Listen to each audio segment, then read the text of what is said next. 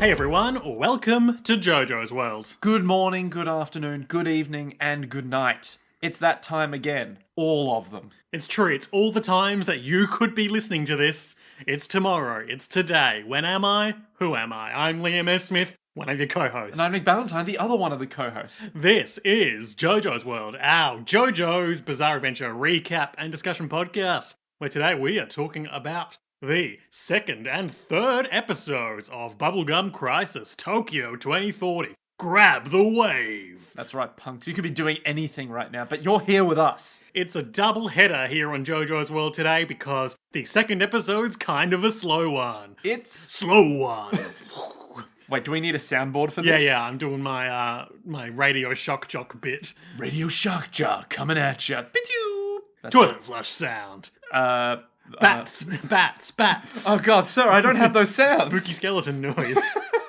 Oh, that I have, yeah. Just a xylophone. It's just a xylophone. Yeah. Dun, dun, dun, dun, dun, dun. Dun, dun, dun, dun, dun, dun. What's that? That's me doing a xylophone. Was there a particular song? Or? Yeah, that's the Spooky Skeleton song. Spooky Oh, okay. skeleton. Yeah, that one, yeah. I was thinking like, do-do-do-do-do-do-do-do. The hell is that? I messed that up, but I was doing Under the Sea. That's your Under the Sea. Yeah. That's your I Under messed the it Sea. up. I hit the wrong note a couple of times. Well, fair enough. Liam, have I got a surprise for you? do you? That's a surprise for me? Yes, Liam, for you very specifically. It's our Patreon. Hooray! That's right, we have a shout out to say to a patron on the Patreon. Absolutely unprecedented. We've never done this before. We'll never do it again. Well, at this rate, no, we won't. So, I'd like to thank, for everything that you've done for this podcast, Pinjamin. Pinjamin. I assume that's how you pronounce it, and if it's not, so As be it. opposed to pinjamin, which is what I do when I go on Instagram and buy a heap more pins to put on my lapel. To be fair, every time you buy a pin, you do jam Angel gets his pin. wings. And I'm the angel. So you're the angel and the pin buyer. Yep. Then who's Pinjamin? One of our patrons. Thank you for your support. You are a decent person. I believe in you, Pinjamin. I believe in you specifically. Hashtag protect Pinjamin. Listen, Pinjamin's going through a lot right now, and if we can't band together to help Pinjamin, what's the world come Yeah, to? what are we doing as a society if Pinjamin is out there on the streets, starving, looking in at a big roast goose in the window, and we turn our backs on him? No! Licking the ground like a common slug. He's just stuck there being like... Wishing it were a candy cane. A candied cane. Unfortunately, it's just a rusty bucket. And that's his dinner. Or her dinner? I'm not sure. Their dinner? Even so. One's dinner. No, Pinjamin's dinner. Sorry, Pinjamin's dinner. A rusty bucket The on the royal ground. one. I love how it went from thank you, Pinjamin, to you homeless slug. And in conclusion, thank you, Pinjamin. Don't get salted. Nick. Yes. Bubblegum Crisis. Yes. Tokyo 2040. I wonder if I can find any production notes for this. I say now, as we've started to record. Well, to be fair, we've never thought about No. Bubblegum Crisis 2040 Tokyo 2040. as like a production of repute. We've just thought of it as a Thing from my childhood. that doesn't really exist, even though we're watching it. You know, sometimes you think about things and you go, oh yeah, that was back then, but it doesn't really exist in your mind, you know? Nope. What do you mean? Speak on that. Well, like, I think about Samurai Champloo, and I've watched Samurai A thing Champloo that recently. came out when we were in like year 9. Yeah, and in my head, it doesn't really exist, even though I could go watch it. And I have watched it more recently, but I'm like, Bubblegum Crisis liner notes. Yeah. Oh no, these are from non-Tokyo 2040. Some guy who's just like, oh, I'm really into Bubblegum Crisis 2040. I'll make the production notes myself. What? No, that's not what I'm saying. I'm going to find out what production went into it and make notes of it. I mean, that's kind of what our podcast is, right? We do not do research on this podcast. We used to. Well, I mean, very vaguely. I had like distinct research documents for every episode up until like the end of part 2. That's true. But then what happened, Liam? I got lazy. Oh, Liam. You succumbed. You lingered. I mean, we're not doing that, but that does go through my head a lot. Especially when my partner sends me TikToks. I know, it's really bad. If no one knows what that This is... is an Auntie Donna segment from their podcast that they put on their YouTube account. The South African Sams. return. Talk about TikTok. Oh my god, The algorithm. it's too real. Anyway, check that out. Check out Auntie Donna, Australian sketch comedy group. Classic boys. TV show available on Netflix.com and a wealth of more content on their YouTube account. I would recommend the latter over the former. But Fair. the former is a good break-in. Yes. Yes. Yes. Yes. Yes. There are no producer notes on a quick Google for this program. So that means we can make it all up. So this guy, his name was... JoJo's World, your preeminent source for production information about Bubblegum Crisis Tokyo 2040. His name was James Miura. He was the guy who thought up the idea of the hard suit. It's probably worth looking up who did make this. Well, Bubblegum Crisis 2040. But that's a story for another time. Nick, the Yes. year is 2040. The day is like a day later than last episode. Oh my god. And Leon, the AD policeman, is getting yelled at by his boss. Daly is also there, but he's not getting yelled at, even though they're always together. There's literally a scene where they're not... Actually, no, that's not true. There is one scene where they're not together. Every other scene, they're the best of buds. So, yeah, the boss is like, what the hell, Leon? I mean, Daly's right there. We need an explanation. How did you... And we see footage from last time of the Night Sabers destroying the Mad Boomer. We see Lena there being like... Lena. Lena being there like, oh my god. And we hear the recording of Leon's voice over the radio being like, an illegally armored group has disrupted my handling of the boomer. Over. And he's like, what the fuck? What do you mean over? Do something about it. We need action in this department, not some fucking illegally done... Oh, come on. Daly's doing the Evangelion Gendo Ikari pose. And he's like, why don't you consider methods of controlling the Night Sabers, boss? And the boss is like, well, the normal police should handle them. They're not boomers. We're like, what the fuck? What the fuck? You don't have to deal with them. The Night Sabers deal with them. They're the good They guys. speculate a bit about the nature of the Night Sabers. Like, we won't linger on it too much because... Nick's smiling at me because I used the word linger. Because we know what they are, but they're like, maybe they're not boomers, but their suits are so small. They're so mobile. So much more mobile than our huge K suits, which we see one of later, which are basically like Gundams or like not... Like tanks Like with the arms. non-main character Gundams from Gundams, the ones that are basically mobile tanks. Yeah, the ones that are artillery units. Yeah. That are like, oh, a whole society lives in those. Maybe? Question. Not that big. Okay, like 4 people. But, Yeah. like, that's enough. Or like the size of the grunt mechs from Code Geass Lelouch of the Rebellion. Or the size of like a powered armor exoskeleton you might get into in like a first-person shooter. Yes. Or like... Or to get to fight the Alien Queen. Or the final boss, the Shagohod in Metal Gear Solid 3. Smaller than that. Well, yeah, smaller, but like the same idea where it's like big tank and then a guy on the top. But the guy on the top is just more of the same tank. Yeah, but also it's got legs. Unlike the Shagohod. Wait, does that have legs? I thought it just had trunks. I'm pretty sure it had legs. Oh, never mind then. All right.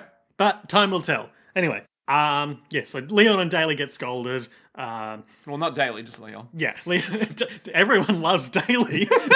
Everyone's like, He's so well dressed. He wears his glasses into high pressure combat situations. he's always just so... He has that, like, cream jacket. I mean, that's all the rage. Leon correctly deduces that the boss is getting pressure from above about the Mad Boomer situation and gets yelled at again. Episode 2, Fragile. Another fragile. Death Stranding. We love Death Stranding here at JoJo as well. Do we? We love walking from Lake Knot City to... That guy's house. Yep, to The preacher. the mechanic. The Elder. The Elder. Only to find that he has passed away because we didn't bring him his heart medicine in time. Classic. Fragile is a Sting song. Ah. Written and performed by Sting from his second studio album, Nothing Like the Sun. What? Nothing like the sun, as in S-U-N. With an ellipses leading into it. But what? What does that mean? It's like nothing like the sun, S-U-N. Not nothing like the sun, S-O-N. Because that would make more sense, because then it'd be like, oh, like God or some shit. Album title. The title comes from Shakespeare's sonnet number 130. Oh. My mistress's eyes are nothing like the sun, which Sting used in the song Sister Moon. He added that his inspiration for this was a close encounter with a drunk, in which Sting quoted the sonnet in response to the drunk's importunate query, how beautiful is the moon? Okay, Sting, just cool it a bit, right? Yeah, what? So he met a drunkard who was like, and he was just like, that's a good idea for a song. I think that was a terrible impression of a drunkard that we've never met. I'm sorry. I can't do an impression of a person. He could be a drunkard, but he could be very articulate. That's true. He could be like, this is democracy manifest. A meal, a succulent Chinese meal. I don't think that guy was drunk, was he? He was falsely identified as a diner and dasher. That was that thing, right? Was he? Yeah. I have no idea on the context of that meme. I'm pretty sure that's it. Just understand, the only bit of that meme I know, and not even the democracy manifest bit, just the succulent Chinese meal, I had to get told the other day. Yeah, I was pretty late to the game on this one too, actually. Yeah. But I was so excited to see recently there was an ABC News article repost to Twitter from their Twitter account. As you do. About a serial diner and dasher being caught in Adelaide. And I was very pleased to see when I clicked through that all of the comments were just people typing things like, this is democracy manifest. Yes! Go the internet. You understand what we want. Leon and Daly are gonna go get some coffee and continue speculating about the Night Sabers. I suppose they're like the Guardian Angels, a private force which protected the New York subways a long time ago, which I believe appear in Russian Dolls Season 2. I had not heard of them prior to that. Oh, neither did I. But there's a difference, the Night Sabers only target boomers. They don't get involved with human crimes at all. And then Leon very angrily hits the coffee machine such that... The coffee breaker. Sorry, is the name of the machine. Slams into it, hits the button with his fist, and then a little cup comes out. Maybe they're testing out experimental weapons for a militia group or something. Who knows? It's impossible to tell. It's just speculation at this point. It's all conjecture. And Leon's like, I'll never, ever accept their existence. Exact quote. Is he talking about the Night Sabers or boomers? The Night Sabers. Okay, good. All right. And then one of our very own Night Sabers, Nene, shows up and is she's all like, hey, hello, Leon-chan. She how keeps you calling doing? him that, and he hates it. That's their running bit. That's their only defining kind of relationship at this point. Yep. And he's like, why do you call me that? And she's like, it's funny. It's a term of endearment. And Daly's like, haha, yes. And Leon's like, what the fuck's wrong with you? Don't take her side. And then when he looks back, she's gone. She's going around the corner being like, oh, he's so scary. She's skipping away. Yep. Meanwhile, at her office, Lena is looking into the Night Sabers. And she's like, but there's nothing here about the Mad Boomer. She has a trauma flashback to the Mad Boomer attack. There's Pris, and she's all like, we don't need to recount. It's just playing footage from last episode. We really don't need to recount it. Yep. And then Cubicle Mate, unnamed Tokyo office worker, is like, hey, they're calling you. And the middle management boomer there is like, hey, please don't read news websites while you're at work. This will be considered in the allocation of demerits. And then Lena's like, well, you could have told me earlier. Maybe I can do maybe I'll do a boomer voice. Okay. Hit me. What I'm trying to channel is the almost but not quite computer voice that you get on a automated phone line. Yep, I'm with you. Where's my line? Line. You should not access news sites while you're working. It will be considered in the giving of demerits. That's not too bad. It's not too bad. She does sound more human than that, which is... That's just they make these boomers so sophisticated, It's almost like they're human. It's almost like they're alive. Don't call Let's them... not think into that any further. No. So... Yeah, after that, we then cut to... The Silky Doll. The Silky So Doll. it's not a lingerie shop. It's a women's clothing shop where Celia, the proprietor, often pushes risque outfits onto the clientele. It's almost as though she wants to show people that they're beautiful. Yeah. So yeah, this customer is like, oh, it's a bit daring for me. No, you've got a great figure. Try it on now. Oh, Pris is here, the member of my secret high-tech paramilitary group. I'll just usher you into the change room and I'll speak to her. Go on, wear this thing. But I don't... Shh, you'll look beautiful. What is it, Pris? She's just there to get paid for last night's boomer crushing. And it's like, oh yeah, I haven't paid you yet, have I? Oh, labour laws. You really should wear some of the clothing I suggest for you, Pris, and your hair. And Pris this is like Celia's thing. She's always just talking to people about their figure. Yeah, and Pris is just like, give me my damn money. Yeah. Let me wear my cargo pants and shirts, you damn jag. Let me play my cool punk rock. Pris is concerned that Nene's not performing well enough as a Night Saber. And also inquires as to whether they can make another hard suit. Do you have someone in mind? No. I would never have a person in mind. I would never think about this woman that I've encountered twice. Have you ever encountered someone twice and been like, I wish I could fight with you? I mean, I guess their last encounter where she's like, hey, I know you're a member of a secret paramilitary group was significant. Yeah, that's That would stick in your mind. Yeah, that'll stay. Mm-hmm. So then she drives away and has a flashback. Yeah, Meanwhile, she's thinking about her a lot.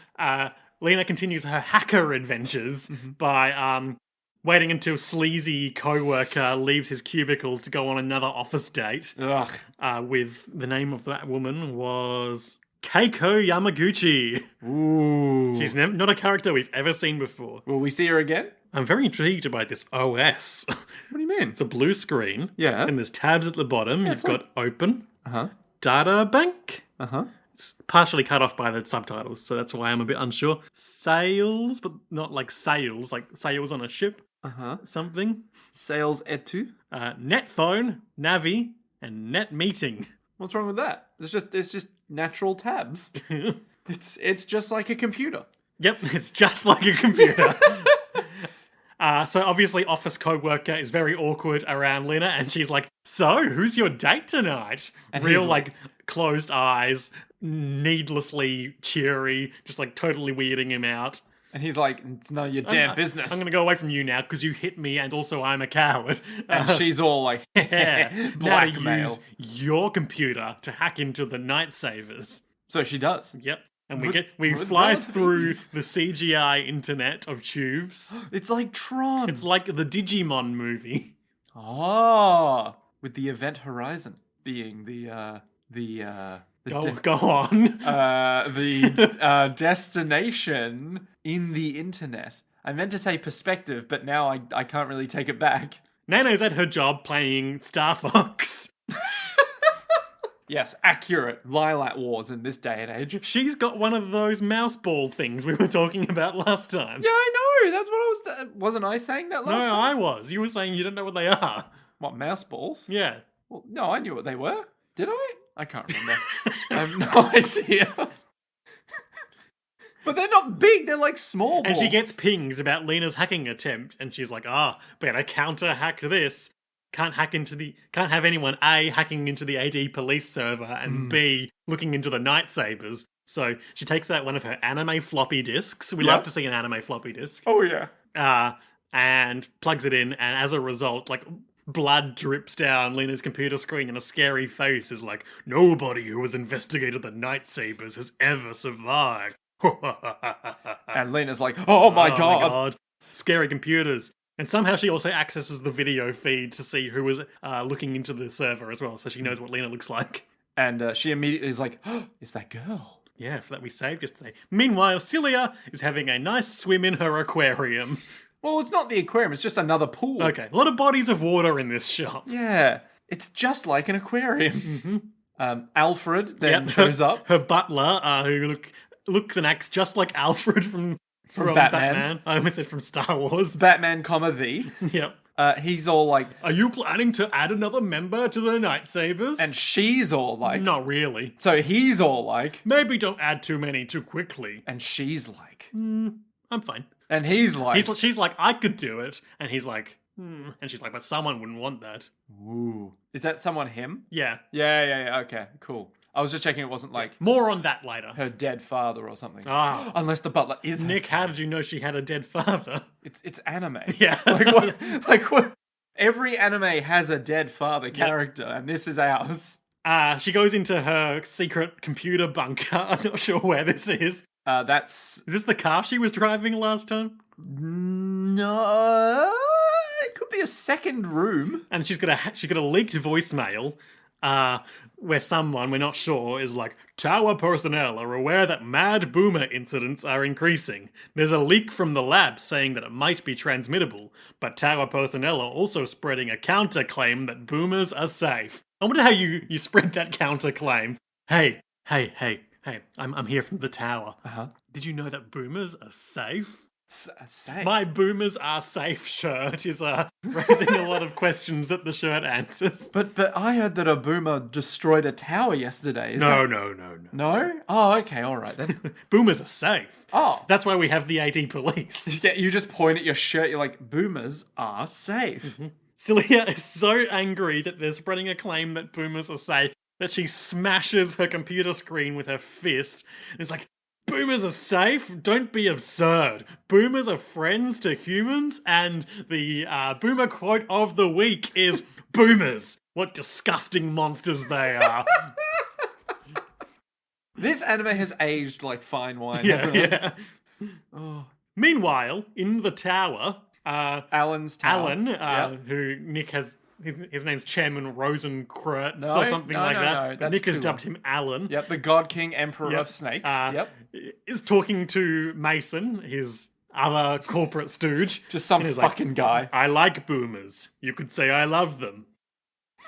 They bear all of humanity's burdens. So they don't have to. Anyway, he goes on for a while and is like, Mason is concerned that the demand for boomers is decreasing because they built too many in the reconstruction of Tokyo. So that's why they've advanced the Shoham project, which, as we learnt last time, was for space energy. Mm-hmm. So they're going to use that to control the world's energy industry. And for that, they need more boomers to work everything. And Alan... No, they just need more corporate money. That's why they're doing this. No, but I mean, like, they want more boomers to build more stuff so they make more money, right? Because they're making the big space elevator thing. Yeah. And they need people to work, but they're not going to get people to work. That's barbaric. So they're going to get the boomers to work. They've already got the boomers. They make the boomers. Yeah, but they need to sell the boomers. So they need the work to sell the boomers. I think you're overthinking this. It's market manipulation at its finest, Liam. It's anime. Anyway, they talk for a while about how this guy's super old and like hooked up to the Iron Throne or whatever. What's the fucking thing called? Which one? The Warhammer one? The God King Emperor of Man's Golden Throne? Yeah. That he sits upon and being kept alive by the eldritch energies of the Chaos Gods and man's hubris, where he sits gilded forevermore upon the throne in terror, guarded by Rogel Dawn himself, the greatest siege master of all of mankind. Yeah. As Horus himself broke through, he failed to slay the Emperor because of the sacrifice of Sanguinius himself. And then you've got fucking Roberto Gulliman just coming in. Is Sanguinius a vampire? He's... Okay, look. I've never met a guy in fiction called Sanguinius who's not a vampire. So the thing is, he's like the big head honcho of the Blood Angels. Are they vampires? They have like a tier of blood. Nick, I feel like this should be a yes or no question. Not technically, no. But... they do have a tier of blood because Sanguinius was fucking beautiful. Was he called Sanguinius before they were the Blood Angels? Yes. Why was he called that? Because he was fucking beautiful. Was he sanguine? Was that one of his humours? Yes. Literally, that was one of his things, so... But he was the most beautiful one, and he sacrificed himself. And now they're like, we're very sad because Sanguinius was the most beautiful one. And now he's dead. Okay. So Alan is like... Okay. But the point of all this is that the God King Emperor of Man is like Alan... Yeah. In that he's being kept alive by machines. And he's got a text-to-speech device. Exactly. Well, yes. But his throne, Alan's throne, like, comes way back with all this machinery and stuff that plugs into him. Yeah, he's got all these, like, little electrode needles going into his face. A lot of it, like, HR Geiger tubes in the back. He's like, I don't think I'd care to... And his mouth doesn't move when he talks. Just like the God King Emperor of Man. I don't think I'd care to be like this forever. Why do you think I paid so much for the rights to boomer technology? What are our favourite pieces of boomer technology? Obviously the fax machine. I like the toaster. I feel like that transcends generations. I'm talking Hang on a minute. I'm talking specific boomers. I'm talking floppy disks. I'm talking fax machines. Are you talking about technology in this show? No, I'm talking baby boomers. Well, I mean, I like the car. The car's pretty decent. The car predates the boomers. I like trains more. As does the train. I feel like you're missing the point of this assignment, Nick. Microwaves? Yeah, I'll pay that. Okay, microwaves are good. I can nuke things. That's a very boomer thing to do. They love to be afraid of nuclear war. I actually don't know any other technology from the boomer era that's relevant here. Those computers with black screens and green text. Oh, yeah. I guess that's pretty boomer. Is that a boomer tech? Sure. Okay. I like the Enigma code. That's pretty cool. What's that? I like the Zodiac Killer's clothes. I like the Zodiac Killer. He was my favorite boomer because he brought the wrath. I like Final Fantasy Zodiac Age. That's more of a Zoomer thing. Okay, so Mason leaves. He goes out a huge, like, church door. You know that it's the bad guy when they have a door. It's a real, that like, large. fucking open door to boss battle door. Yeah, I'm just waiting for when you have a Doc Ock sequence where Alan's throne turns into... It's like, my throne has been augmented with boomer technology, Mason. And it becomes like a big octopus that he like rises up with, and then he walks through the door and he's like, what's wrong? Are those hard suits not good enough? Boomer technology! Yeah. I did gridiron in college. In this throne, I was always this old. I have 7 degrees, you pieces of shit. Pris and her band are rehearsing, they're singing a song, and then they come outside and Lena's there. And the moment that... So they have a conversation about, like, Lena wanting to be a Night Saber, but while they're talking, like, all the other male bandmates are coming out. They're like, a fan! Pris is more popular among women than men. That's why we can't make it big. And then as they're walking off and, the actual conversation resumes, one of them just says, we can't laugh. Just so sad. So beautifully, needlessly sad. It's like us being like, I guess we're more popular with nerds than with like most modern audiences. we can't laugh. No, that's no. Life is truly depressing. Yeah, I mean, capitalism just breaks it all down, and you know, I could barely afford like a car. I don't know if I can afford kids in this day and age. We can't laugh. Yeah, but we laugh. It hides the pain. Yep. And then Pris talks about being a mecha. Does she? Well, she's all like, you could never join us. Well, she's just making fun of Lena. She's like, you came here to argue with me, did you? You're making fun of me, aren't you? Because I'm from the countryside. Oh, you're going to cry again?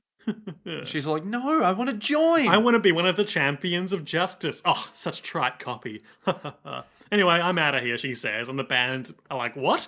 The fuck? We have to practice the new song. Pris drives off. Lena pursues on the scooter that she... spent her first paycheck Yep. on. Imagine a future where you can afford a scooter Wow. on one paycheck. Imagine that. Well, it was used, and it's clearly not very good. Yeah, it's pretty shit. She gets the impression that Pris is testing her because whenever she rounds a corner, she can just see Pris going around the next corner. And eventually the scooter's wheel gives out, but she still manages to pursue her to the Silky Doll. The Silky Doll? Yep. Just in time to see Celia and Pris enter the changing room together. Oh. At one point, I think Lena is like, is this a test? Yeah. Is Pris testing me? So she sneaks into the Silky Doll. She's like, wow, an aquarium. It's just like an aquarium. This aquarium. It's so much like an aquarium. I'm pretty sure there was a swordfish swimming around. I think that was the next episode. Sorry. But yeah, There's we a do see manta what ray. appears to be a huge swordfish or backwards going stingray.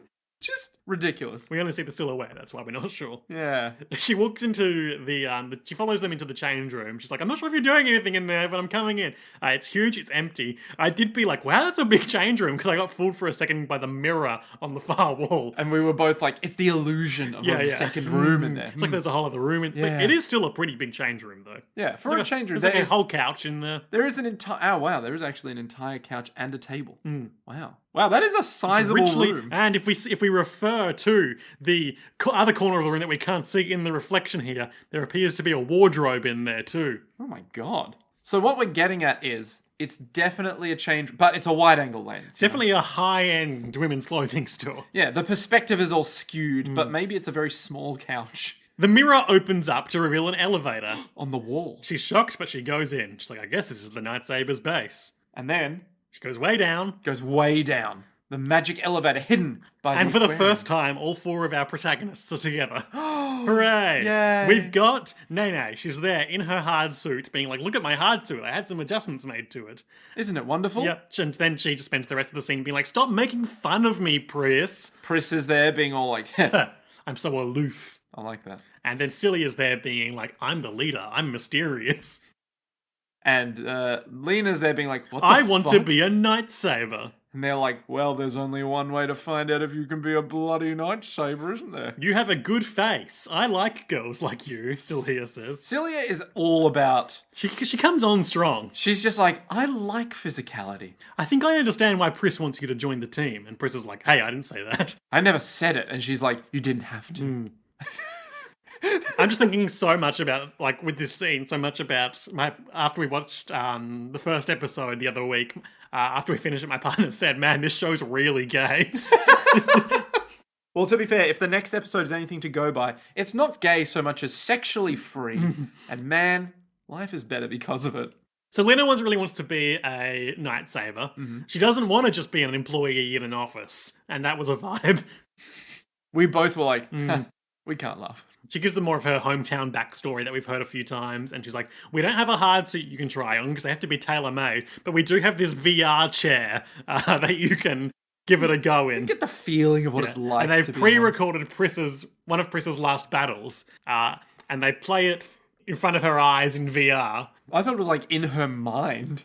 It's unclear. Yeah. And the chair like makes her do the movements. Because she's strapped in and it's got like gyros. And servos. Sure. Yeah? Right? No. Why not? So, okay. So at one point, they're doing flips. That's got to have gyros. No, that's not gyros, Liam. That's not gyros. Gyro. No, euros? Gyro. Gyro? It's a sort of like Greek sandwich or wrap or something. Now that it might have. In the arms, what have you got? 2 gyros. Anyone from Greece will just be like, you're butchering Well, we've butchered just about everyone else by this point. Look, we're getting into the smaller minorities. I think a lot now. about the time you were doing a particularly bad Cockney accent for us, and you said the word taskmaster. You know what's really bad? There's a guy at work who is actually British. Like, he has a Cockney accent. What? Right? It's real. And every time I hear it, I can only laugh. It's like, it's that level of like, all right, you Cockney geezer, go on then. And I'm like, I can't take it seriously. I literally, there's no way. If I was watching Peaky Blinders, I'd be laughing in every scene, you know? They're all like, oi, the Irish mob's here, mate. Are you having a fucking go at him? And I'd be like, having a go, you fucking dog. Like, that'd be it. I'd be gone. Anyway, there's no point to this story. So I just wanted to in the people to know. recording, basically while this is happening in this particular battle for a while, recorded Pris and Nene hang back for a while, watching the AD police have a crack at this mad boomer. As you do. They roll out their K-suit, and Nene's like, oh, Mr. Daruma coming out. Daruma, which is one of those red dolls that they paint. Oh. Reference to its general, like, bulky shape, I guess. It's hollow, round, Japanese traditional doll modelled after what the hell is that word? Bodhidharma, the founder of the Zen tradition of Buddhism.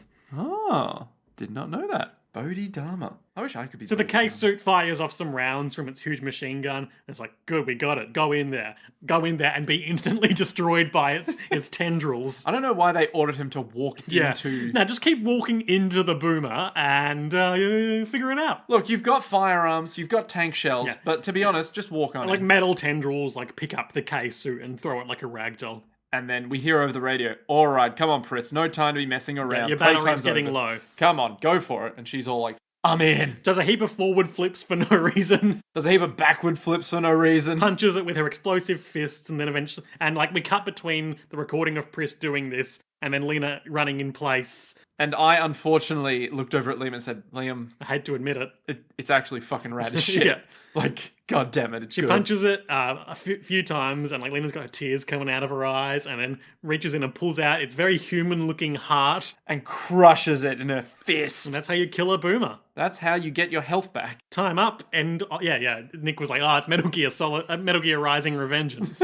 And then Lena falls out of the chair and is like, oh my god, that was incredible. And I was like, she's not going to join. But she will join. She did. And then that's the end of that episode. Yep, and then we roll straight on into episode 3. Keep me hanging on. Yeah, that's... not purple fudge. Velvet fudge? What the fuck? Velvet fudge? Oh, vanilla fudge. Vanilla fudge, that's what it is, yeah. Have I never shown you this video No. of the bassist guy? There's a live performance of Vanilla Fudge playing this song Purple fudge. that my dad showed me, where the bassist at the start, they do like a little jam. When you said purple fudge, my guess for who you were trying to talk about was Velvet Underground. Look, Velvet Underground can be whoever they want to be. No, it's like, there's this live performance, I have no idea where it's from, but it's like, it starts, and the bassist is like, he starts kind of normal, and then he just turns into a fucking lunatic with his face like, and he just like throws Nick his is face around. flailing wildly. If I can find it, I will show it to you after this episode because it is legendary. So the original version was by the Supremes. There's also a Kim Wilde cover and a few others. It's a good song. Or is it? Sure. Oh, okay. Vanilla fudge. Delicious. It's one of my favourite kinds of fudge. I would say it's the only fudge I would choose to eat if I could. But that's because I'm a big fan of vanilla. Which, correct opinion. The song's signature guitar part is said to have originated from a Morse code-like radio sound effect, typically used before a news announcement. What? How does that work? You know, like that breaking news. The guitar riff came from that. Apparently. What? That's weird. Okay. Reception. People like the song. Okay, in this episode, Pris has gone to see Nigel, the mechanic. Nigel. Very Japanese name. Why is everyone's names, like, very Western? Yeah. Celia. It's 2040, Nick. It's Nene. a cosmopolitan society. That's true. It's all homogenized. I believe her full name is Nene Romanova. Oh, It's okay. like Russian or something. Yeah. So, yeah, okay, fair enough then. But she's very Japanese. Yeah, with her blonde hair and... There's that usage of Chan. Yep. Oh, what if that's just a genuine mistake on her part? Anyway, goes to see Nigel. Yeah, she's like, oh, my bike's acting up a bit. I think I've revved the engine too high. It's Nigel's- fine at high revolutions, but when it's low, it becomes unstable. Nigel is like, He doesn't talk much, does Nigel? no, he's a man of few words. He's just like a guy. He's got stubble. He's got a ponytail. He wears like a jumpsuit. Classic mechanic.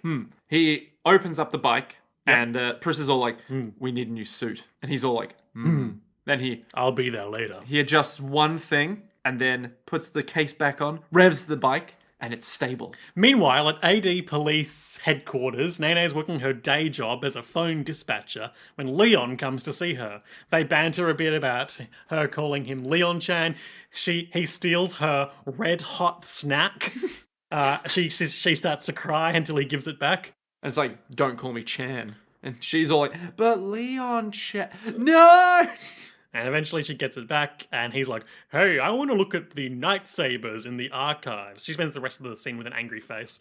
And she's like, oh, the lightsabers, huh? Wouldn't know anything about that. There's nothing to see with the lightsabers. And then he pushed, oh God. He literally goes, She pulls up some video archive, and she's like, whenever the lightsabers show up, it gets garbled. And then he leaves, and then she like adjusts the dial, and it's crystal clear video. yeah. He pulls that can't be right. The archives must be incomplete. Yeah. Let's go ask some 8-year-olds about it. Oh, the AD police. Nothing could possibly go wrong now. Leon Chan, there are too many boomers. Whatever will we do? We'll kill the children. So Lena is having a flashback And staring at her hands. to the previous episode's wicked fight scene. Yep, and the heart crushing. And then Her cubicle neighbor is like, why are you staring at your hands? and she's like, "Don't you think it's just such a shame Oh, to my be hands typing are so beautiful. with these elegant, beautiful fingers?" I mean, I love, and yeah, so we can only see like the top half of the cubicle mate's face. I love how judgmental it It is. just says, keep dreaming, and slowly lowers her face. We can't laugh. If it's true, we can't. And then she's all like, She's concerned if she's up to the job. yeah, she's like, "Can I do it? Can I be a night saber? Can I uphold justice? Can I win the fight against boomers?" Meanwhile, at the Silky Doll, Nigel has come to build the new hard suit. And Celia is like, "Oh, Nigel, Nigel. you're here. Oh, I'll meet you downstairs." Yeah. She says, go down to the pit and wait. And he does. And then he's there getting set up, and she comes in wearing a very different outfit to what she was just wearing. She's wearing like her standard office attire, essentially, which is like a blue skirt and like yellowish jacket. And then she goes downstairs, and she's like wearing this like red fuck me dress. It's wildly inappropriate, Liam, but very accurate. Yeah. Very accurate. Basically, it's like low cut down to the belly button with like black straps in between. Yep. And it goes down to like, The floor. no, the opposite of the floor. Yeah. It goes it's down like to halfway down her butt. She's like, you can see everything On the grass. on the grass. And Nigel's just looking at her like, I'm here to... look, I'm here to make suits and fuck women, and I'm all out of women. And she's like, well, I'm a woman. And he's like, This is the new girl, Lena. I'll make her hard suit. I've got some things in mind for this design. Can I try some new tricks out with it? And she's like, do whatever you want. He's taking this big core out of his briefcase. It looks a bit like a spine. Yeah, it's big like metal spine. But it has a fist on the end of it, but it's like it's like very, very rudimentary compared to the suits we see. And he plugs it into this big pile of metal and like Celia's watching with uploads bated the breath. schematic. Celia's just like, oh, he's uploading the schematic. She says, the core's been removed, right? And he's like, yes. Of course. And they pull out another core. Mm-hmm. This was going to be a backup for Pris, but if you need it for this new suit, that's fine.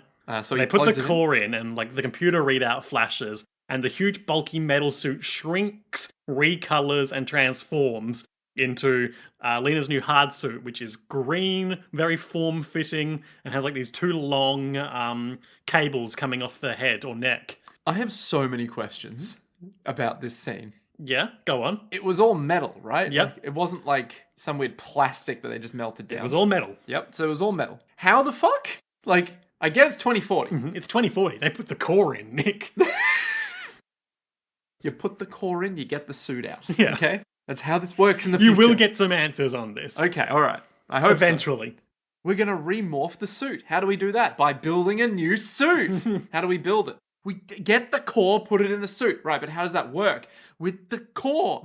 You use The core makes the suit. The core makes the suit. Okay, but what about remorphing it? Well, then you build a new suit. I'm like, but what about the core? Yeah, Yep. that's basically what I'm expecting. Nana and Lena go out to a cafe to talk about being lightsabers, and a jerk happens.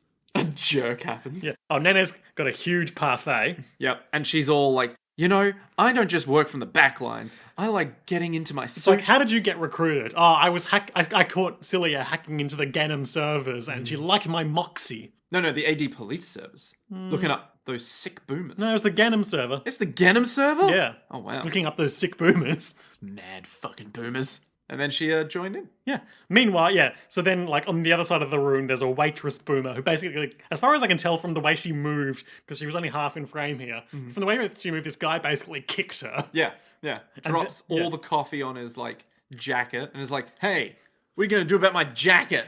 Yeah, like the guy in the $10,000 suit's gonna clean his own jacket. Come on! Lick it clean, boomer. And the boomer's like, okay. Meanwhile, our protagonists are like, oh, I can't stand men who can only get off by abusing boomers. They're not going to think very kindly of me. So the waitress boomer is all like, I'll lick it clean for you. licking up off the ground, and Lena's all Off the hem of his pants. yeah, and Lena stands up and is like, that's enough. You've had your fun, you sick pervert. I've got the quotes here. Excuse me, but that's enough, you pervert. And he's like, what did you say? And Nana's like, oh God, she's making a scene. And she says, I wonder if you also educate your girlfriend the same way. And everyone claps. Everyone stood up, applauded, Yep. and were like, you're doing the right thing. And that boomer's name was Albert Einstein. Is Einstein a boomer? No. Is he? So he's shamed and leaves. As all anime makes out, the winners are the ones who stand with the machines. Mm-hmm. And the waitress boomer gets a curious smile on her face when she's been left alone. Yeah, but boomers don't have emotions. No. So we shouldn't read into that. No. Then Lena and Nene are on a massive bridge. Massive cyberpunk bridge. Huge bridge. I wish we had bridges that tall. Just talking about, like, hey, if you're not confident in it, don't take the plunge of being a lightsaber, but don't think you need to keep up with Pris right away. She's really, really good at it. And they're like, we'll both do our best. And then Nene's all like, all right, I guess we're, like, on the same team now. And they shake hands. Well, first, Lena's all like, all right, Nene-chan. She's like, don't call me Nene-chan. Oh, the tables have turned. Ah. Who would have seen it coming? And then they shake hands. Meanwhile, Alan is watching the most recent Nightsabers battle on his hard drive. And he's all like, We still don't know anything about the Nightsabers. Why don't we leave them alone? They're dealing with the mad boomers for us. No, we mustn't. We This must is look into Mason them. being like, Yeah. no, we must look into them. No, you see, my lord. Oh my god. Will it be all right if people find out that boomers may not only go mad, but their physical structure can malfunction as well? There, Mason. It'll be fine. You see, I've invested so much in the AD police. And also, I lean on the media a lot. As we know from the propaganda. the counterclaims? Does anything else happen in this scene? Just at the end, like they talk a bit about like how the AD police can't really effectively deal with the mad boomers, but they'll figure it out. Eventually. Then he said Oh yeah, they say something weird like... Yeah, so I've got the quotes here. So Alan's talking. He says, the AD police and the Night Sabers are dealing with a non-existent threat. Mad boomers and such don't exist. I'm a child. A child is supposed to demand what he wants, even if he has to cry to get it. And then Mason says, I understand. And that's the end of the scene. I don't understand. I'm a little baby. Does Alan want... Daddy, bring me another mad boomer. Oh, does Alan want a mad boomer? Oh. Does Alan want a little boomer? My large adult son CEO wants me to suppress the news of the mad boomers. The actual, like, the guy who's like, okay, look, your boss... It reminds me of how in all the like recent Yakuza games there have been like adult baby subquests. No, but they're literally getting off on being adult babies. Yeah. Like literally they're in a sex dungeon. And that's what I'm imputing about this guy. He's wearing a diaper being like, who the fuck are you? Still on his throne though. He's got all the tubes coming out of him, but they're all like... Milk. Yeah, multicolored tubes, like a rat's maze kind of color coding. You know those rat's mazes that have like blue and pink. Why? Because that's the same color as like baby stuff. Okay. You know, where it's like a little blue, little pink, little green, little maroon. Oh, babies love colors. They do. They fucking go crazy for it, man. To be fair, most people like colors. Not like me. My whole world's grayscale. Well, babies haven't seen color yet, so it's very exciting for them. Meanwhile, back at that same cafe, the waitress boomer, she's like wearing a maid outfit essentially. That's why I keep saying maid. Yeah. It's like a maid cafe, I guess. Oh, that makes sense. It's Japan. Is in the back room licking one of the aprons. Is it clean? Is it not clean? It's not clean anymore. Yeah. Although, does she have saliva? She is a robot. Boomer saliva. That highly corrosive boomer saliva. It really makes you think. But she can't stop licking. Is that a sign of mad madness? boomerism? I don't know. I don't know how our boomers interact with the world yet. So no. Why don't you try logging on to bloody Facebook.com? Then you'll see how the bloody boomers interact. Oh, Got to read some News Corp comment sections. Oh, mate, I'll bloody read all that Rupert bloody Murdoch shit all the bloody time. That was a very in-joke as well, I see. I don't think so. Is it an in-joke to say that all the news is run by Rupert Murdoch now? No, because it is. Wasn't there a thing where, like, they tried to deflect the bad publicity by running a story that was like, Rupert Murdoch had the greatest time of his life with his fifth wife. And everyone was like, that's so sweet. It was like, what? Nene and Lena arrive back at the Silky Doll. They go down to the pit and they see Nigel's jacket. Like, oh, Nigel's here. Your hard suit might be ready. Nigel builds the hard suits, you see. Nigel comes in, he's gruff. Lena's like, nice to meet you, I'm Lena Yamazaki. He says nothing. He says nothing and leaves. Celia comes in, still wearing that red dress, and like pointedly like is pulling the sleeve back over her shoulder. It's like, oh, you're here now. Yeah. They have a normal... She says, well, I'll call you when we need maintenance. They have a normal conversation, just recapping, like, the hard suit's been built, but Nene is looking back and forth between Celia and the elevator that Nigel just left in, like, I see what's going on here. You're getting some maintenance too. Yeah. Meanwhile, the mad boomer is still licking the thing, and the manager of the cafe is like, what the fuck is wrong with you? Oh, useless the battery crap. must be fucking dead again. Now she's got glowing red eyes. Oh no, she succumbed to waitressism. Whomst among us? I mean, definitely us. We have a podcast. They check out the new hard suit. Nene's very jealous of the cool new technology. She's like, why is it better than mine? And they try it on. She has to put on like this interior suit first, which is like this skin tight. I don't know what it'd be made of, like, but it's meant to conduct the commands from her body to the hard suit. Oh, it's made out of metal, clearly. Flexible, pliable metal. Sure, yeah. It's basically... Well, if this show has taught us anything, it's that metal can be whatever shape you want. Metal is like water. It assumes the shape of whatever you put it in. So she like tries to get into this extremely tight-fitting latex suit. Celia's all like, go on. All the clothes have to come off first. And she's just watching from afar. Yep. Meanwhile... Pris is driving around, sees that the waitress in the cafe has gone berserk, and is like, well, I don't have my suit, but let's go check it out. Lena's all like, God, it's so tight. So Pris runs up the stairs into the cafe, and there's just this lingering shot of this other woman she runs past, just watching her go up and then falling down the stairs for no reason. She's just on the wall, like, hanging on and being like, oh, don't go in there. Ah! Like, Tell my story. I was worth something. I was gonna be the fifth Night Saber. Could you imagine if she's like, oh, look, it's Pris. Oh my God, it's Pris. Ah! So by this point, the waitress has mutated pretty heavily. She looks like one of those. She may have picked Ringo? up. She may have picked up some extra arms. Yeah. She looks like Ring Girl. She's got serious like yokai vibes. Yeah, at this point. yeah. Long tongue, like sort of a third eye situation going on. Very much so. And she's like, quadrupedal or possibly more limbs. It's hard to say in this shot. But she's still wearing the maid outfit. Yep. She was doing her job. But yeah, meanwhile, Lena gets into her suit, loves the feel of the movement. It's so light, she can do cartwheels, but she's still getting used to it. Yeah, she slams into a wall at one point. They're like, careful, we haven't paid off the insurance on that one yet. Don't blow it up. But they have to deploy because on account of the Mad Boomer. The Mad Boomer? The Mad Boomer? Pris is all like, there's a Mad Boomer here. Celia like, says, why has it gone mad? That they made a boomer with a female shape, that's why. God damn it. What does that mean? I actually have a theory on what that might be referring to, but that's a story for another time. Okay, alright. Anyway, it's the next level of agonizing boomer torture. Yeah. They don't think they have the time to take the car to get Pris her hard suit. So they're going to deploy Nene and Lena. So they're just like, alright, Night Saber's away. And Pris is like, what? But who's gonna... What? I don't have my suit. And they're like, no, but you know who does. Pris looks really cool red lit, like in the emergency lighting, I guess, of the cafe. Yeah? Or the lingering just outside. Just the glow off the boomer's eyes. Maybe. She hits it with a pipe, but she's not ready to take it on full style. Yeah. You know, take it on full style, like that expression? Take it on full style? Yeah. Is it take it on full style or take it on full style? I actually like both. Depending on the circumstance, it's either good or bad.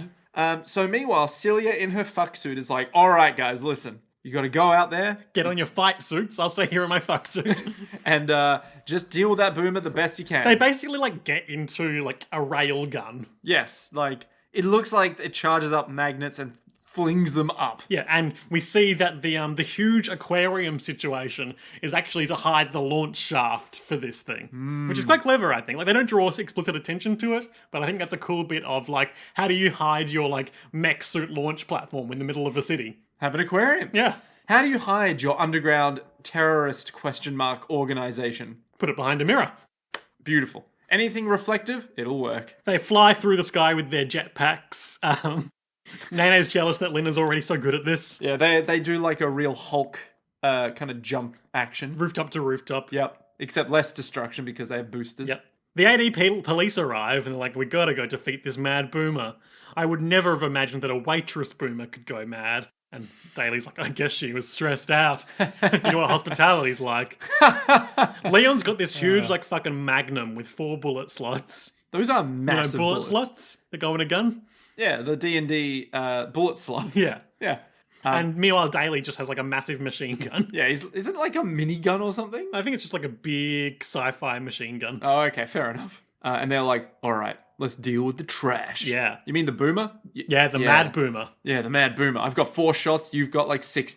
So by the time everyone gets there, both the AD police and the Night Sabers, it's like heavily mutated. It doesn't even look like a person anymore. It's like kind of insectoid. It's got like bird legs. Or bird talon-y kind of things. And then like still got that tongue situation going on. Wait, where is its tongue? Oh, we'll see more of the tongue next time, I think. Oh, okay, all right. But it definitely does not look human now. No. And Pris is like, oh, I'm pinned down. Pinned down to this fucking boomer. That's the last thing you want to hear. And that's the end of the episode. We still haven't seen the OP or the ED for this show. I'm wondering if this stream that we're watching is cutting it off, or if it just takes a few episodes to kick in. We'll find out soon, and if it doesn't show up soon, we'll just watch it. And be like, that's interesting. So Nick, highlights and lowlights of this episode. These 2 episodes, I should say.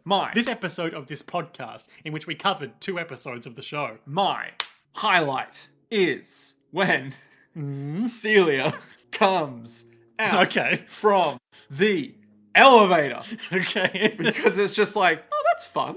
You mean when she first changed into the dress? No. When she comes out and she's all like, oh, you're here. Nick did the putting sleeve back on motion. I was just like, that is the best fucking... It sure is. Because it's just a fun, like, you know exactly the relationship between these if guys. they had drawn attention to it in the dialogue, it would have been too much. Exactly. But because it's just like this little, oh, hello. Mm-hmm. It's like perfect. Because you kind of already knew, and just doing that, I'm like, yes. Let's see. My highlight. Mm-hmm. I really enjoyed the VR sequence.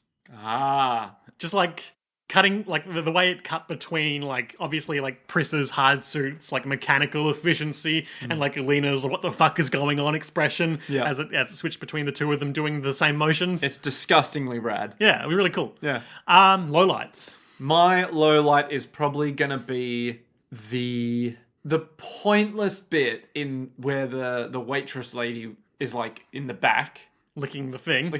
But at the front, there was just some lady who's like, hey, can I get my thing? Oh, it was like an establishing shot to show that we were cutting back to the same cafe. I guess, but it's just and like... then later on, when the boomer goes berserk, we see those same young women, like, screaming for help. Yeah, I guess it's fine.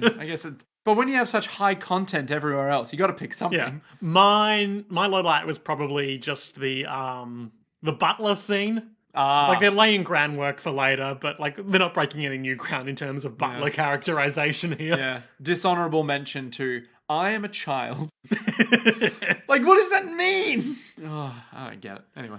Alan and Mason. Oh, Alan and Mason. What trouble will you get up to next time? So, Nick. Yeah? A boomer has gone berserk. I can probably start all of my next time on things recaps like that. A mad boomer? A boomer's gone berserk. Can't be having with that. No. The 80 police and the Night Sabers are on the scene, and Pris is also on the scene. She saved the cafe manager by hitting the boomer with a pipe, but now is otherwise pretty unprotected. Yeah. And we don't know what happened to that manager now. Could be anything. I think he got away. Oh. Meanwhile, the Shoham project progresses.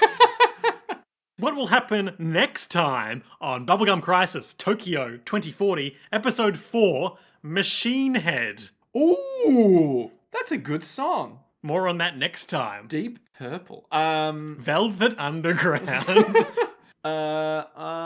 Well, we've got the... Okay, so the... Okay.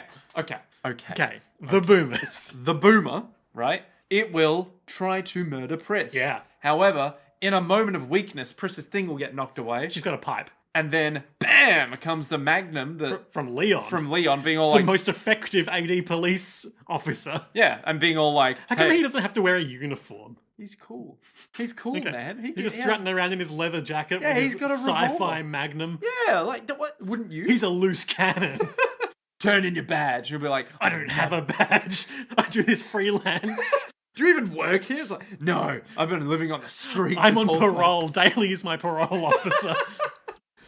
So he'll shoot. Arm will come off the boomer. Okay. But then it'll get angry. And will the arm grow back? Of course. Mm-hmm. What kind of question is that? And then the Night Sabers will arrive? The Night Sabers will arrive after a little bit. And they'll be like, get out of here. And they'll be like, oh, it's you, the Night Sabers. Quit taking all our glory. And then they'll have a bit of a back and forth. A back and forth while Pris is like, help me! And how will Lena go in her first outing as a Night Saber? Good. I think, she's showing great initiative. Really good resolve. I think, she's really getting... You've got to have resolve. She's getting dirty. Part 5 taught us anything. Yeah, getting her hands dirty in there. Her hands won't be getting dirty because they're in the hard suit. She really approaches problems logically and thinks clearly before going into it, which I like. Nick is transitioning to business mode. You need, when you're in a situation with a boomer, you need to think about how you're going to deal with that boomer. They're not used to Wi-Fi. They're not human. So she'll just be all like, oh no, what am I going to do? Nene might get in trouble, but then Lena will be all like, to the rescue. We haven't seen either of their unique weapons on their hard suits yet, have we? No. What do you think they might be? Okay, so Pris's was like bombs or something. Yeah, she's got like explosive fists, essentially. Yeah. Nene might be like just just like boosters on the back. They've all got boosters on the back. That's how like- they do the jumps. But like more boosters everywhere. So she just like punches real hard and then a booster like, and then she just punches. Oh, like that. That's like something in the Big O, actually. Oh, okay. Well, maybe That's not to say that it can't be the case. yeah. Well, maybe I'm she's got drawing like a parallel. Maybe she's got like a pew, like gun? a string. Oh, thing, okay. You know, I don't know what it is.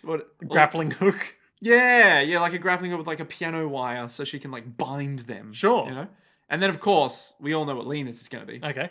Twin swords. Oh, okay. You know, like think. Nick, now that we've got those guesses locked in, I'll tell you, you were pretty close with your description of Nene's weapon for Lina's hard suit. Oh, okay. All right, gotcha. Understood. It pleases me. All right. Yep, okay. And we'll find out how they defeat this horrible waitress next time. Explosives. Nick, where do you think the meta plot for this is going? So the Shohan project, we're still not totally sure It's going to solve the world's energy problem. So maybe it's just a bunch of fucking solar panels? And that's it? Okay. Like, it could just be solar panels in space. Yep. But the problem is it's a lot. It's a lot of solar panels. But then the boomers will get All the power. Yeah, they'll be all like, hey, literally. Ah, I get it. Okay. But then they'll have a laser cannon built on this thing. Sure. Because, of course, you need a death ray, like solar power. Oh, and it's going to be like, we've got to stop the boomers from infecting the Shohan project before the sun hits the panels or Mega Tokyo will be destroyed. 7 a.m. Yeah. It's like from dusk till dawn, right? It's like, at 7 a.m., the vampires will be gone. But until then, the vampires roam free. Those damn boomers. Okay. Yeah, so maybe it'll be... And where do you think Leon's story is going to go? So Leon, I reckon, like maybe not even mid, maybe like a third of the way through the show, he'll get really, really aggressive towards the Nightsabers to the point where he'll start attacking them. Okay. And then his boss will be really happy with that, but it'll be like, don't get into fights with the Nightsabers. Let the regular police handle them. And he'll be like, damn the regular police. It's like, damn you, Leon. And then he'll go away. And then Daly will be all like, I'm sorry, but he's my partner. I have to follow him. And like hand in his badge as well. Hand in his huge gun. And then both of them will go away. Where with did he their get huge- that gun from? The armory. Like, they were in their car, though. Yeah. I guess he had it in the car. They're always on It's like duty. Leon's got his holster, obviously. They're always on duty. Yeah, we only see them driving around or in the office. Yeah, they're always on duty. Daly's got his holster on his back at all times. He can never sit down and like chill out because he knows from the pressure of the gun and also the pressure of boomers. And the pressure of keeping Leon in line. True, and that's always on the back of his Mind. back because of His mind back. his gun. Okay, great. Yeah. So he'll get kicked off the force, and then what? I reckon he'll get kicked off the force, and then he won't join the Nightsabers, but he'll just take it upon himself to be like, I have a police broadcast radio thing. I'm going to find those fuckers, and I'm going to take them out to expose them for I what want they are. pictures of the Nightsabers. And then at the end, he'll realize, oh shit, I was wrong. We need the Nightsabers to defeat the Mad Boomers. Because the police don't get it. Because of the corporations. Yeah, maybe. I don't think he's going to clock that far. Okay. I think he's just too He consumed was already by rage. clocking that this episode. Was he? Yeah, he was like, oh, you're getting some pressure from up above, are you, Chief? Oh, but that's not corporations. That's the Pretty police much is, department. though, because the AD Police was created and or funded by the Ganem Corporation. Yeah, true. But he might not blame Ganem so much as, but we're the AD Police. We're going to do what we need. Who's the upper of AD Police? AD Police! Okay. You know, they're like a separate thing to him. Well, Nick, that sure was a bubblegum crisis. And we'll see what the next one brings us next episode. Yeah. And until then, To to be be continued. continued.